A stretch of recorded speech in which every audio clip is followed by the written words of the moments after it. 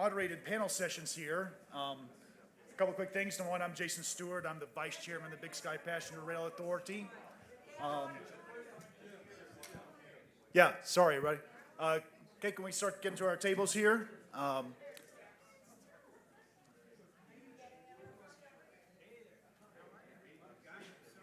right, folks, I'm going to blow this one more time.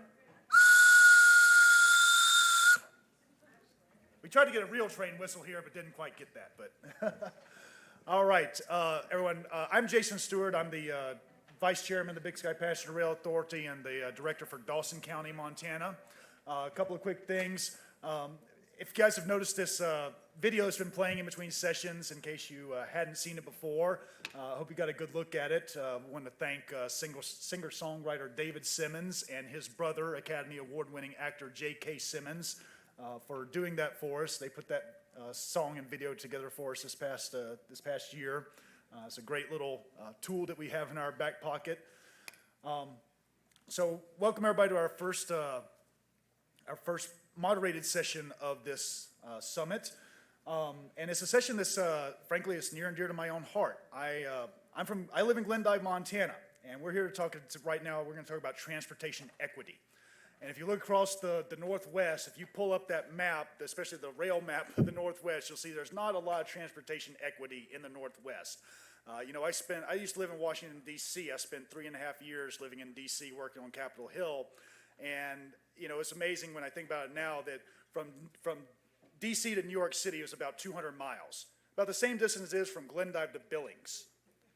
But guess what? If I wanted to get from D.C. to New York, I could drive, I could fly, I could take a train. Hell, if I had the money and the time and the seamanship, I could even take a boat. But to get from Glendive or anywhere else in eastern Montana to Bozeman, Helena, Missoula, or especially on the eastern side of the state where we have a lot of our business and family connections are actually in Bismarck, Fargo, western Minnesota, the Twin Cities. Guess what? There's only one way I can make that trip, and that is to drive over hundreds and hundreds and hundreds of miles through some of the worst winter weather in the lower 48 states. If there is any part of the country that needs to have better transportation equity, it is the Northwest region. And so that's what we're here to talk about today. And so I'm going to introduce our moderator, Dan Bucks. Dan, as everybody has heard before, is our fundraising chairman. He is actually stepping in for Luis Moscasco, who could not make it here today. And then we have our panelists up here, Jim Mathews, the director of the Rail Passengers Association, Meredith Richards, the new board president of the RPA, John Robert Smith with Transportation for America, and we have Anna here, and Anna joining us remotely. There she is. All right, with that, I'm going to turn it over to Dan, and take it away, Dan. All right. Good afternoon, and hello to all of you, and thank you for being here. Let me indicate first that I believe that we're going to have a video message from the governor of North Dakota, Governor Burgum.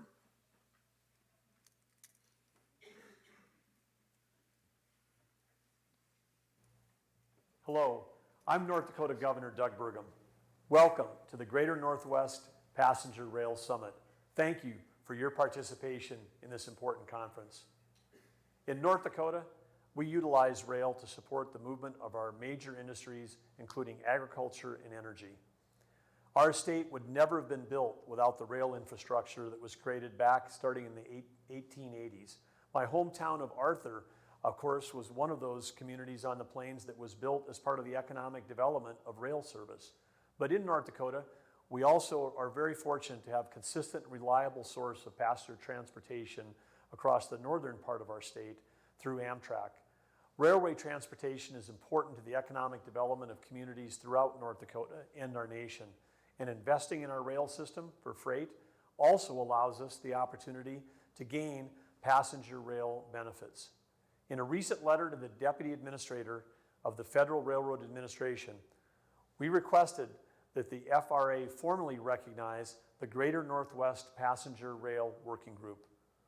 With the passage of Section 22214 of the Infrastructure Investment and Jobs Act, The Secretary of Transportation and the FRA are empowered to convene working groups to assist with the Amtrak Daily Long Distance Study. We fully support your efforts to explore the possible restoration of the former North Coast Hiawatha passenger rail line that once serviced North Dakota communities along Interstate 94. That route would take you from Fargo to Jamestown, North Dakota, to Bismarck, North Dakota, to Dickinson, North Dakota, to Medora, North Dakota, right by the entrance of the Theodore Roosevelt National Park, and on across Montana to Billings, where you're meeting today.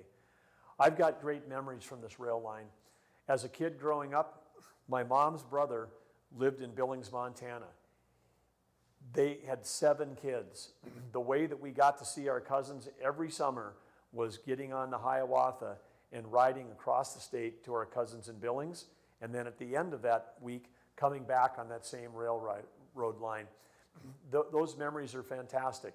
And of course, on that same line, there was the North Coast Limited on the Northern Pacific, which provided even better and faster service than the Hiawatha, which we also loved because it stopped at almost every community across North Dakota. But great memories about that, and that can be something that coming back could provide great memories and great capacity for the next generation. But communities in North Dakota, along with our congressional delegation across the region, have voiced bipartisan support for establishing the Greater Northwest Passenger Rail Working Group to explore this concept of restoring rail across our busiest transportation corridor, the I-94 corridor across North Dakota, that hits all of our largest cities. In North Dakota, tourism is our 3rd largest industry, and restoring that passenger rail service along I-94 could have significant economic benefit, attracting visitors to North Dakota's most visited attractions, including the historic town of Medora, Theodore Roosevelt National Park, which is the future home of the Theodore Roosevelt Presidential Library and Museum. Let's talk a little history about TR and trains. In 1884, on February 14th, yes, Valentine's Day, Theodore Roosevelt lost his mother and his wife in the same house on the same day, both of them passing away.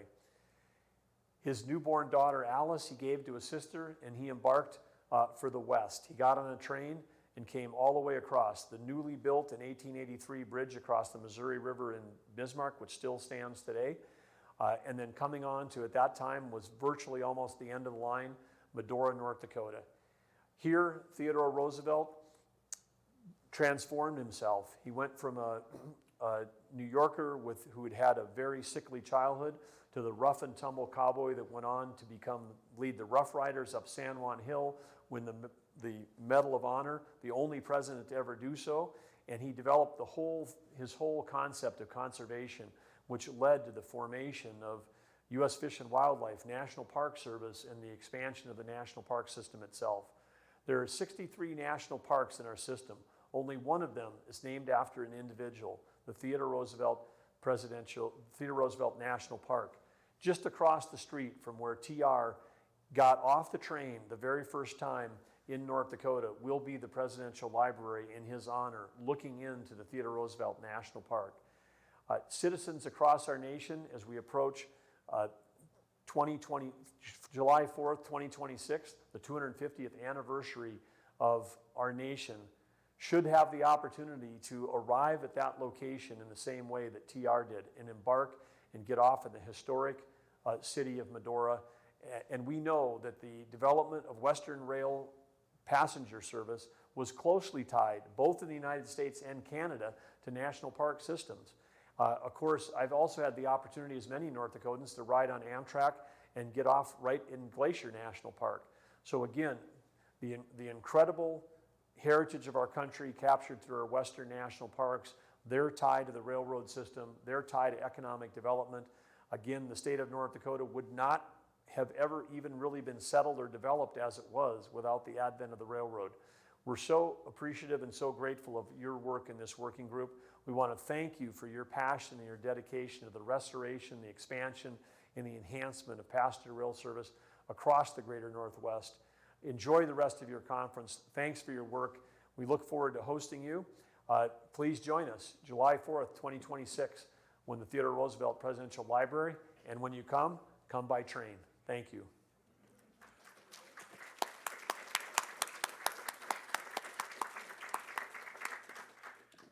great endorsement of our efforts, so we appreciate Governor Burgum for sending those greetings to us.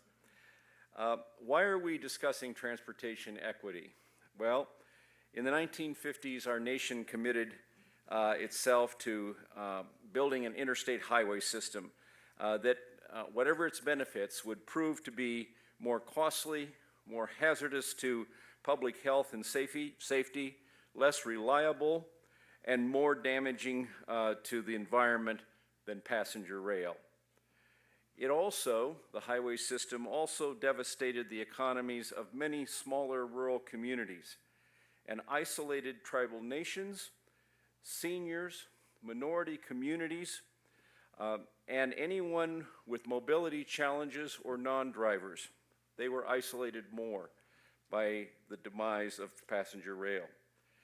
As interstates were built, passenger rail routes diminished, and this vast region where we are today, we're at the very epicenter of this region, is today without passenger rail service. This region is 800 miles north and south from Great Falls to Denver, and 2,000 miles east and west from the Great Lakes to the Pacific Ocean. Completely devoid, except for the Empire Builder, of passenger service. And south of there, there is nothing until the Zephyr.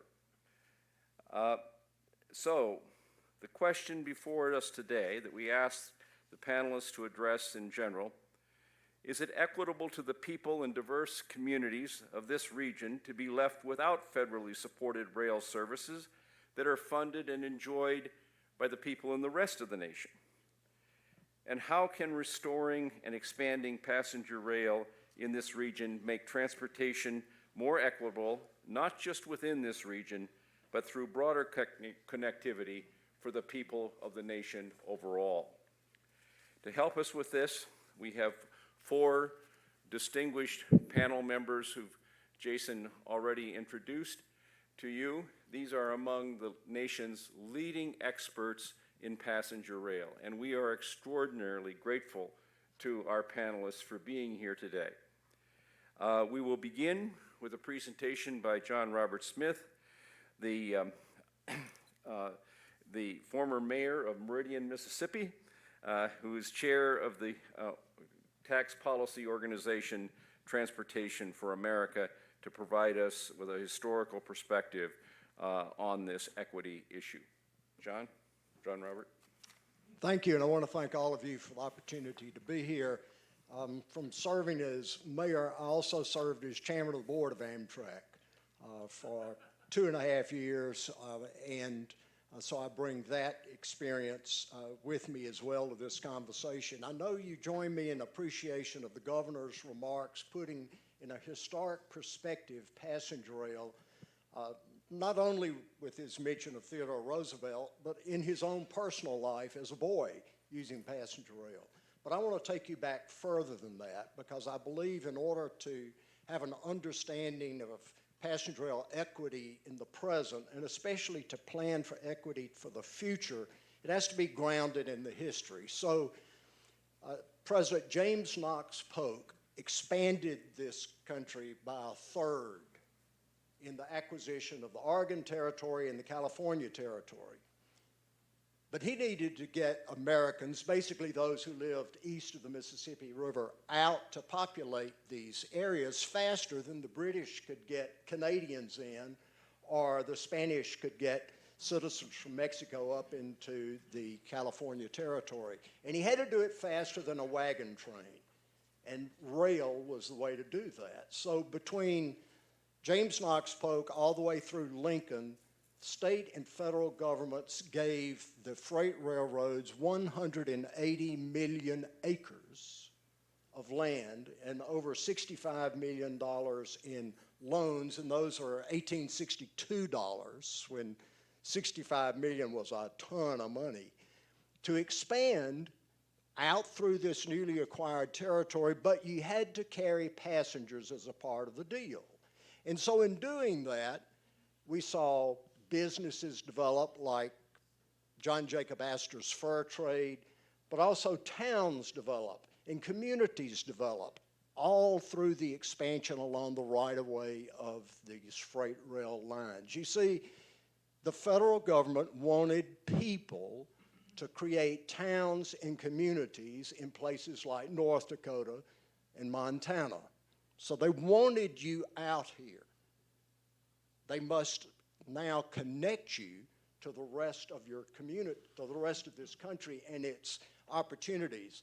You mentioned the interstate highway system. Well, let's be perfectly honest. The federal government didn't build interstate highways through Montana, Idaho, North Dakota, or Mississippi because of the press of humanity on the roads at that time. They built that interstate system because they believed in fairness. You need to be connected to the economic opportunities that that interstate was believed to bring, just like any other part of the country. So for Mississippians and Montanans, there was a federal recognition of connecting you to those economies and connecting you to one another, regardless of the density of the population within your state.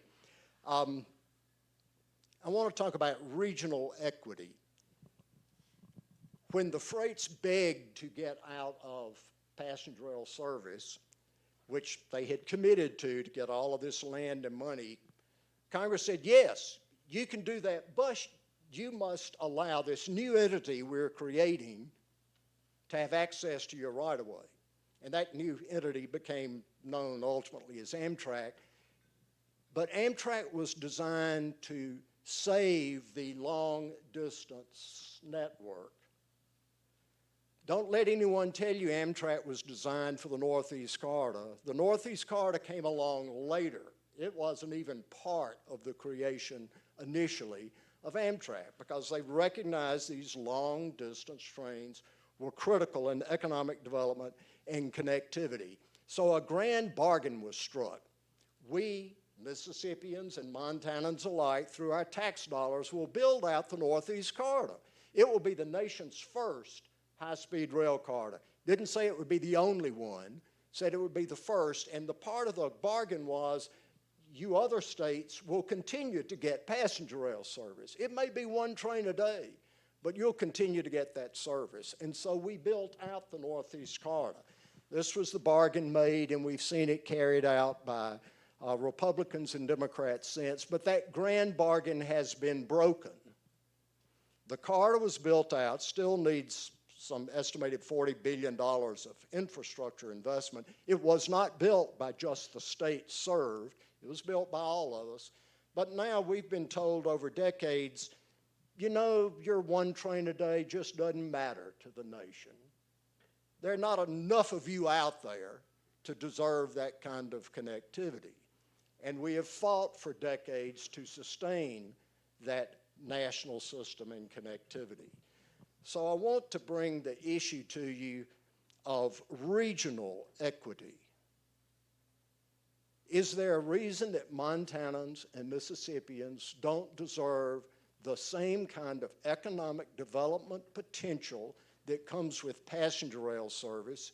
Is there some reason we don't also want to be connected to other economies and our families through an additional choice of passenger rail? Isn't there an equity issue here that somehow we're being treated differently? And when you look at IIJA, that bill made clear that Amtrak's mission was to serve a nation, serve rural and urban alike. Making a profit was taken out of the reason for Amtrak's existence. It would instead be measured of how well it served the entire nation. There was a new board required, and I do have to say I was disappointed that the administration's 5 nominees, one is a mayor, Mayor Chris Coos from Normal, Illinois. He'll be a terrific board member. The other 4 come from a narrow stretch of land between Maryland and New York. and IIJA requires board members to be geographically diverse and diverse from the types of service that impact them. Yeah, I would submit that between Maryland and New York, you probably don't capture a whole lot of diversity across this nation, and you certainly don't capture the different modes of service. I would imagine that Senator Tester or other senators here in the Northwest had board members they thought would make a good addition to the Amtrak board. Now, the Republicans have yet to make their nominations, and we'll see how that impacts the board, but you will not address passenger rail equity for the future unless you have a different mindset in the leadership of Amtrak and passenger rail. And when I was board chair, and when David Gunn, whom I hired to be president of Amtrak, we rode the trains. Do you want to know how you know your customer and how you know the places you serve as a leader, whether elected or appointed? You ride the trains. You talk to your employees, you talk to your passengers on board, then you begin to understand the real mission and the real reason that you have this type of passenger rail connectivity.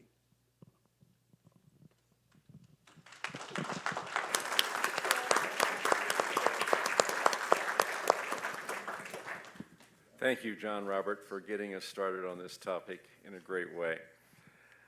We will turn now to Anna Zivarts, the Director of Disability Mobility of the Disability Mobility Initiative Program of Disability Rights of Washington. Anna, we welcome you to the summit. Oops. Oh, we have a technical difficulty here, Anna. Just a second. You're muted, and we're going to get you unmuted somehow. Would you try again, Anna? Can you hear me now? Yes. Great, thank Ooh, you. okay, and I can hear an echo. But that's all right. I'm going to go ahead and go for it. So I'm joining you here from Seattle. I wish I could be there in Montana with you all. I have very fond memories of riding the Amtrak overnight train from Seattle over to Whitefish to visit my cousins growing up. And yeah, it's a lovely time of year to be there right now. So Disability Mobility Initiative is a program at Disability Rights Washington that organizes non-drivers. We know that non-drivers are at least a quarter of our population, and it's not just in big cities. We live everywhere. There's people like me who are non-drivers because of our disabilities. I'm low vision, but there's also folks who are aging out of driving, people who are too young to drive or don't yet have a driver's license. Low-income folks that can't afford a car, can't afford to maintain it, can't afford gas for long trips. Immigrants, and other folks who are undocumented or don't have a driver's license for other reasons. And all of us together need to get places. And we need to get places not just within our immediate communities, but also, to other communities nearby. And right now, unfortunately, in Washington State, it's a real challenge to get from community to community across different transit districts. And often when there is no light rail or rail, it can be really challenging to get to more rural parts of our state and small communities. I know some of the folks that we've talked to in our organizing work, folks like Cody Shane, who lives up in Chewelah, Washington, which is a little north of Spokane, dreams of a day when he could get more easily to the west side, where he could get to Olympia and be more active in advocacy work. But right now, it's just not possible as a non-driver. It's a multi-day journey with our current transit and train routes. A lot of folks would like to be able to get more easily to Spokane, and that overnight 2 a.m. arrival and departure time, that just makes it almost impossible to take the train.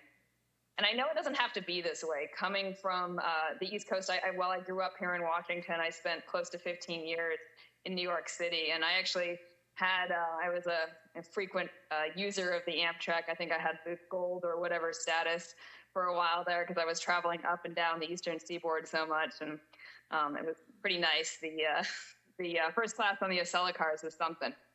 And we could have that kind of network out here in the West, and yet we choose not to. And so for the folks that we represent, we would like to see more investment so that we can also get around, so we can see our families, so that we can participate in our communities, so that we can have jobs that we dream of. And so I encourage you all to keep on working, keep on fighting, and make sure that those of us who can't drive really do have the same mobility rights as everyone else. Thanks.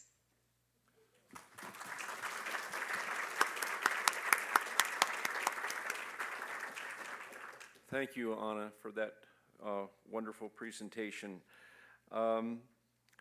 We turn now to Jim Mathews, the President and CEO of the Rail Passengers Association, the leading rail passenger advocate in the country, and Meredith Richards, who's the chair of the Rail Passengers Association, the new chair of the association, who is also the president of the Virginia Rail Policy Institute as well.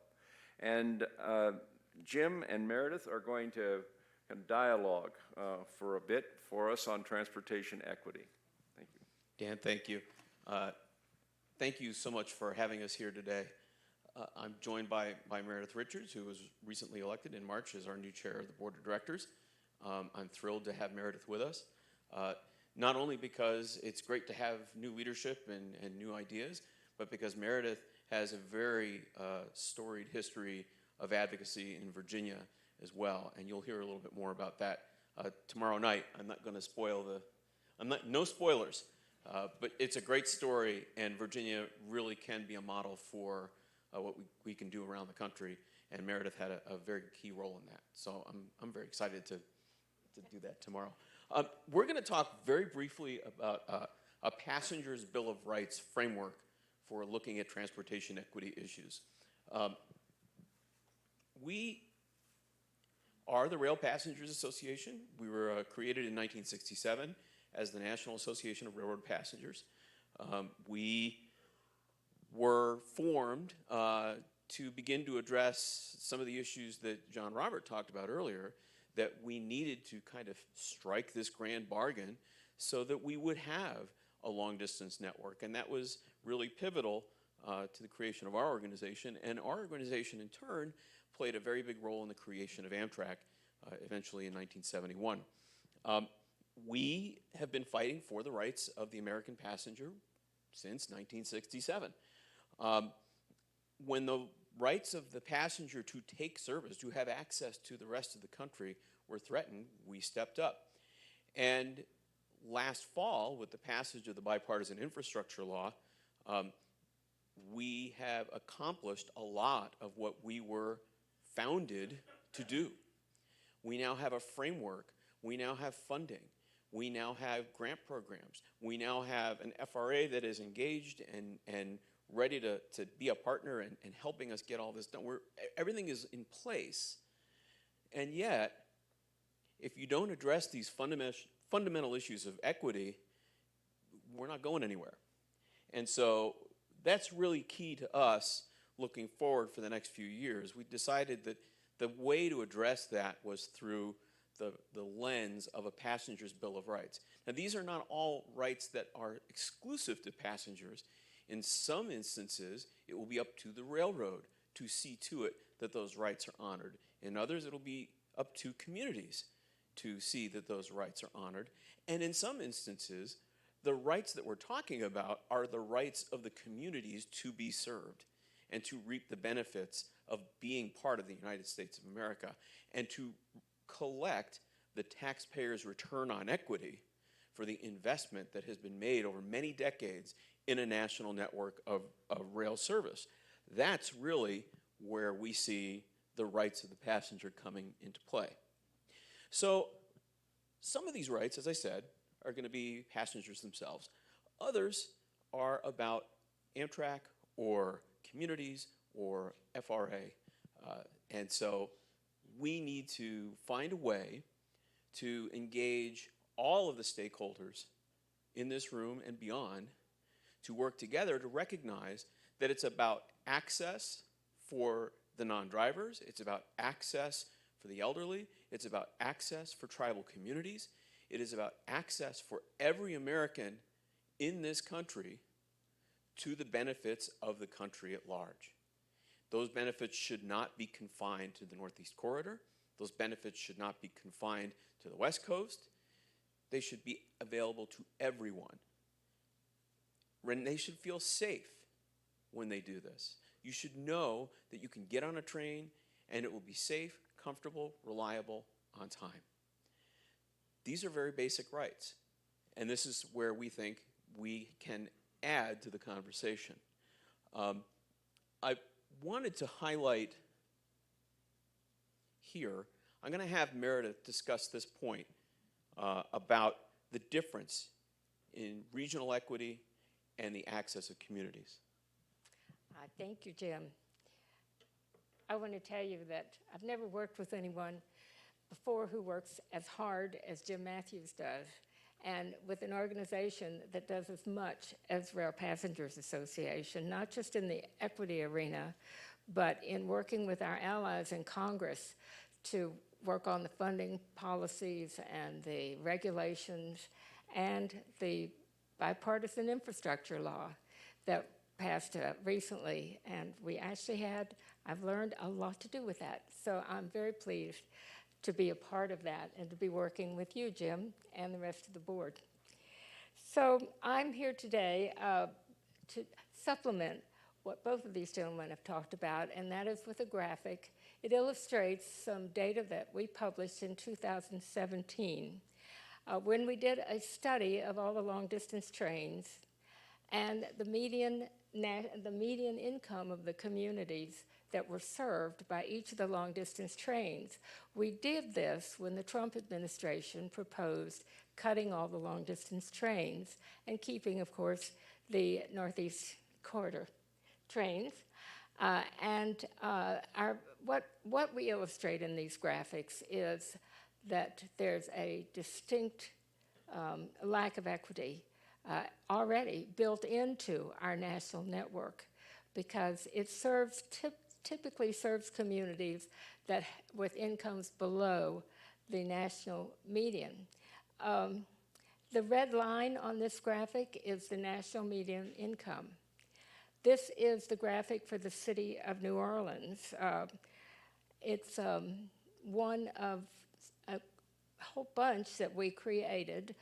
If the Trump administration proposal had gone through, 23 of our states in America would have been without any rail service. Each vertical bar is one of the stations on the city of New Orleans route. The ones on the left that are in gray are ones that would have lost all rail service under this proposal. The ones on the right in green would have retained some rail service, but not with their long-distance train, the city of New Orleans. And you can see that only 2 out of 19 stations actually enjoy an income level that's anywhere near the American median. On the other hand, here's our analysis of the Acela line in the Northeast Corridor, where it's a very stark contrast. And I should point out that the city of New Orleans has has daily round trip service, and the Acela has 10 round trips a day.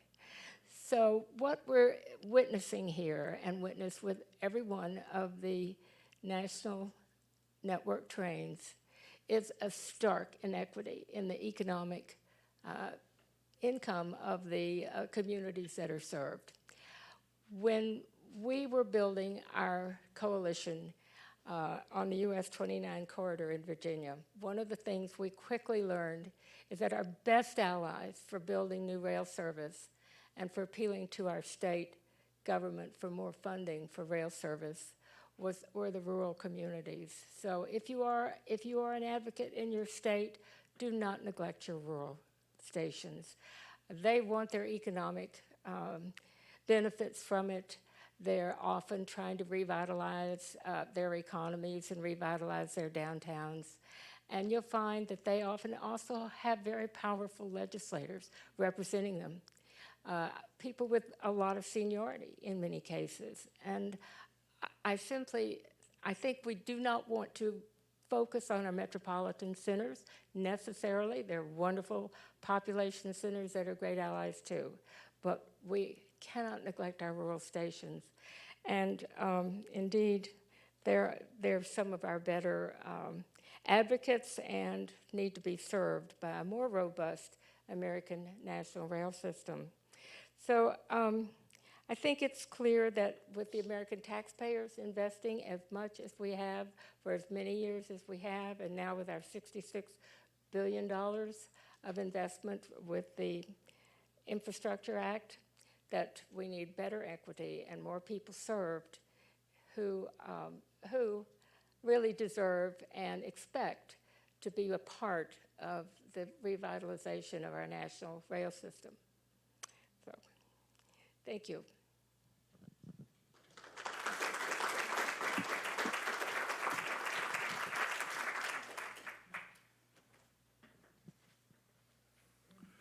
Okay.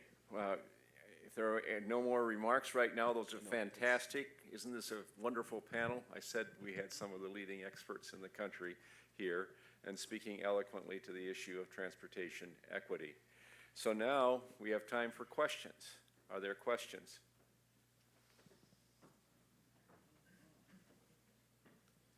Stunned silence.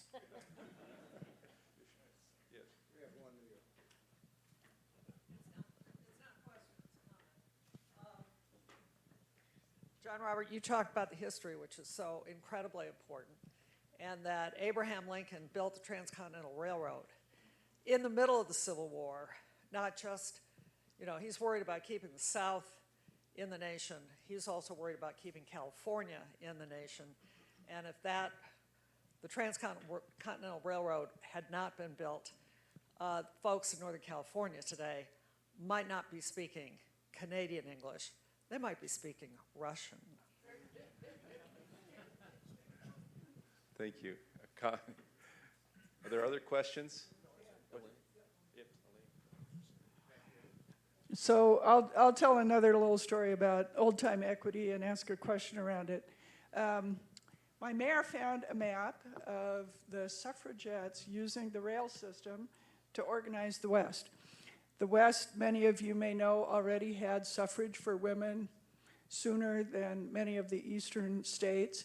And they wanted to get out west and make sure that those states supported national suffrage. And how did they do that? They did it with rail. So my question to you is, what opportunities like that are we missing because our rail system today is so missing in those connections? Things we're facing as a nation today, this great divide that we have in this country today, is because for too many years, folks in places like where I'm from or where you're from have been told, and it's been clearly demonstrated through the financial investment, that other parts of the country are the most important, because where you put your money is where your importance is.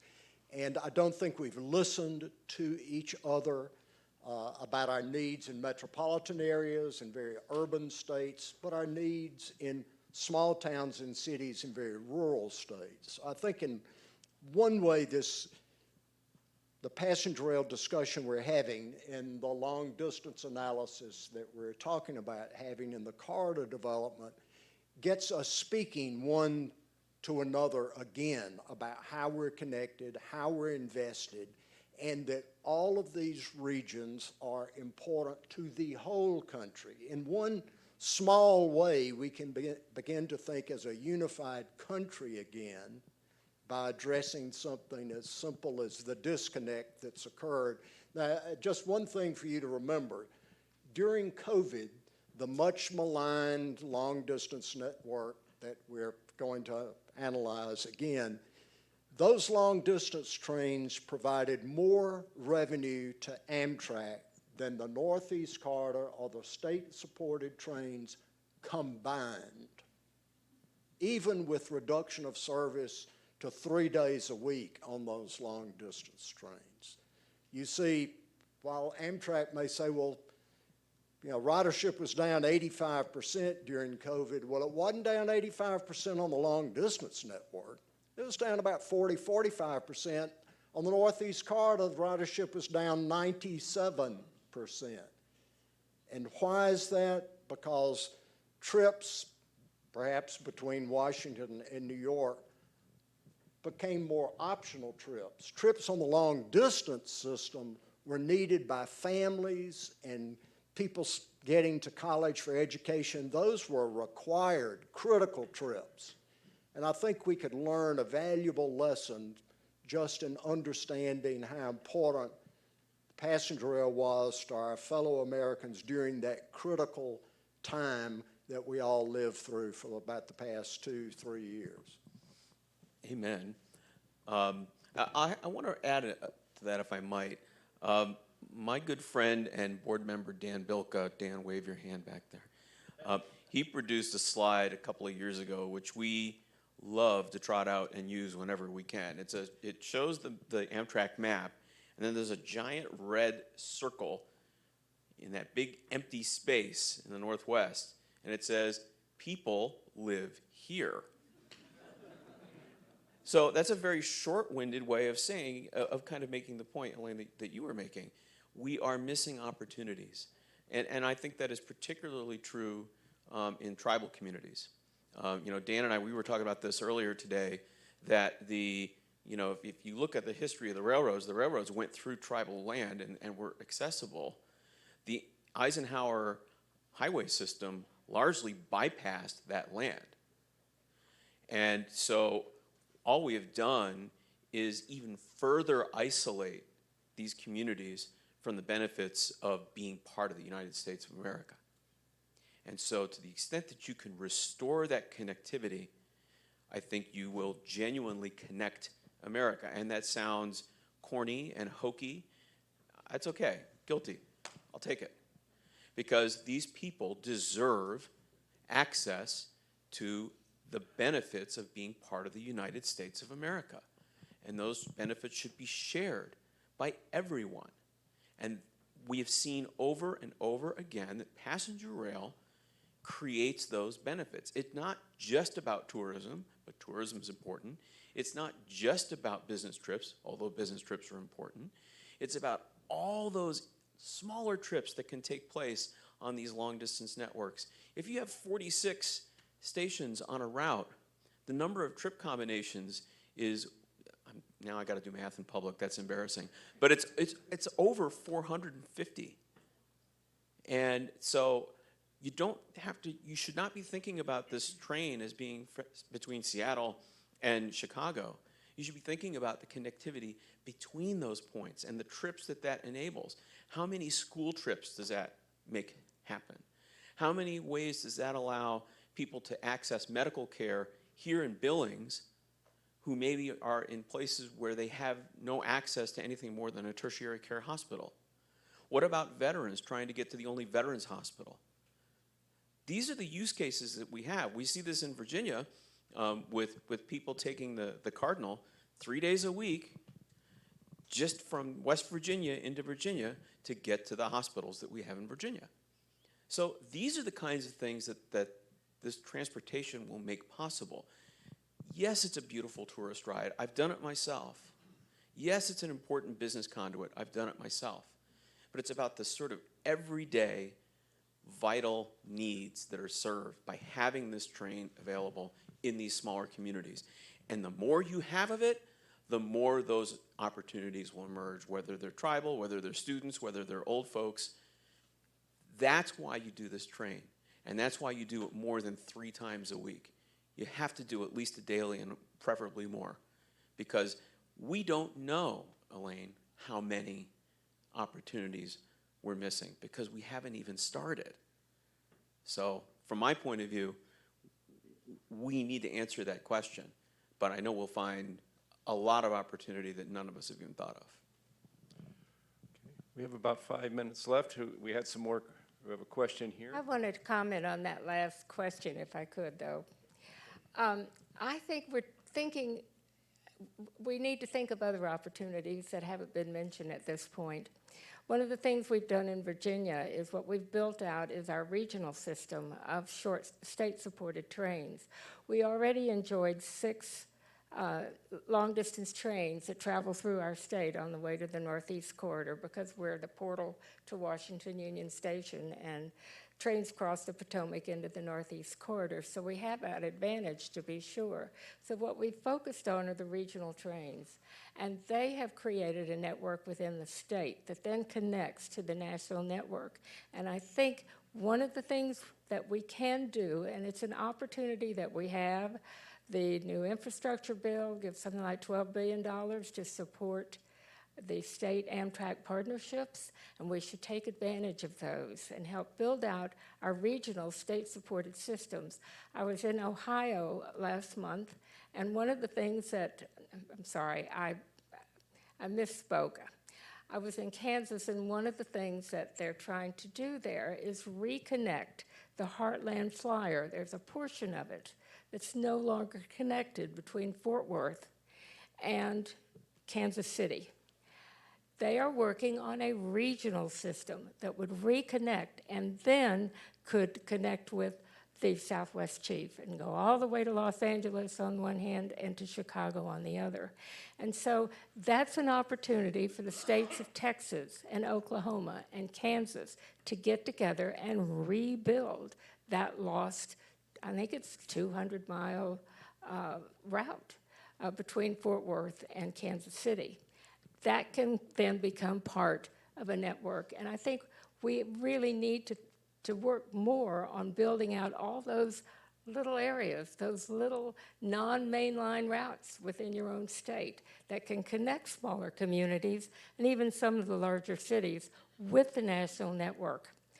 And actually, the state-supported regional trains were where most of the growth in ridership was taking place in the Amtrak system during pre-COVID up to 2019. That's where people are getting on trains and connecting with the national network. So I would recommend that you all work within your states to work on state-supported services as well. Okay, we've got one question here, and then just one more question. One more question. Go for it. Is this on? Is this on? Yes. Anyway, it was a follow-up to the equity that you so eloquently spoke about. I'm super practical. People that know me, my name's Laura Shabe. I work on a lot of grant applications and benefit cost analysis and business cases for high-speed rail, things like that. And again, this is almost I'm positing a larger question, is can we start to think about how to capture these benefits better, right? When I do a business case analysis for a federal grant, there isn't a different value towards, there isn't a different value given towards trips that people have to make versus business trips. In fact, business trip has a higher fare, suddenly that's a better thing. So it's kind of built into the business case analysis model. So can we start to advocate? Because again, I believe in just, the network effects, and John Roberts and I talked about this. How can we really grasp this? The system, the economic analysis, and I'll be talking later today about the very same thing, so I'm kind of teeing this up so you guys can think about it when I get up there. How can we make a better benefits case for network connections that benefit everyone? Because right now it's not there. So I'd love to hear you quick, because I know we're almost out of time, but thank you. About a minute and a half. Sure. Okay, so very quickly, restoring service from New Orleans to Mobile along the Gulf. We made the case, and you've got Senator Wicker, who was principally your champion in the Senate for passenger rail, and we have such a robust IIJA passenger rail title in large measure because of his work, and also Chairman DeFazio on the House side. But New Orleans to Mobile, we hired the Trent Lott Institute at the University of Southern Mississippi. You can't call that a liberal think tank. And we had them look at the return to the state of Mississippi in every stop based on restoring that service. that which is captured at the city itself, not the fare box, at the city. You know what it showed? Mississippi would gain $240 million a year in additional revenue from the 4 stops that train would create all along the Gulf. Now that's taking it, it's not about nostalgia, it's not about Roosevelt or Lincoln or Polk, it's about today, and it's about a financial return. And I know Jim's took that model and built another one that can be applied to any stop across the country. We did. I was super impressed with that work, and we went back to the Trent Lott Center, and we worked with the principal investigator there, Dr. Zhang, and we had her help us build out that model to more broadly examine long-distance train service and look at how we can measure exactly those benefits. And we found benefits around tax revenues for tribal, county, state, federal. We found benefits in tourism. We found induced effects where the fact that you go to a place means that the restaurants there employ people, and those people in turn live there and pay their rent there or pay their mortgages there, and therefore they do their grocery shopping there. And so the money, it travels through the economy, and you can look at those second and third and fourth order effects, and you can trace the velocity of that money through an economy. And so we've done that. We've done that for a large number of the Amtrak routes, and we've done it for the North Coast Hiawatha when we published that last year. So the real issue that we seem to have now, and I know we're out of time, and poor Lyle, I've picked on him about this a few months ago. We need to get somebody at OMB to recognize that the regulatory structure does not allow us to use that number. And that's where we're stuck, because we can demonstrate fairly convincingly that that benefit is there. But right now, the way the rules are written, it's how much do I spend on rolling stock and right-of-way and ballast and signals and all that stuff, and how much do I collect in fares, and what's the delta? And that's an extraordinarily narrow view of the value of the service. And I'm going to close with this because I say it all the time. Amtrak trains are wildly profitable, just not to Amtrak. The profit goes to the communities served and not to Amtrak. And that is why the bipartisan infrastructure law helped to codify and explain that Amtrak's purpose is not to make a profit, but to serve the communities and the taxpayers who have supported Amtrak over these years. So, and we are out of time. Okay. Thank you.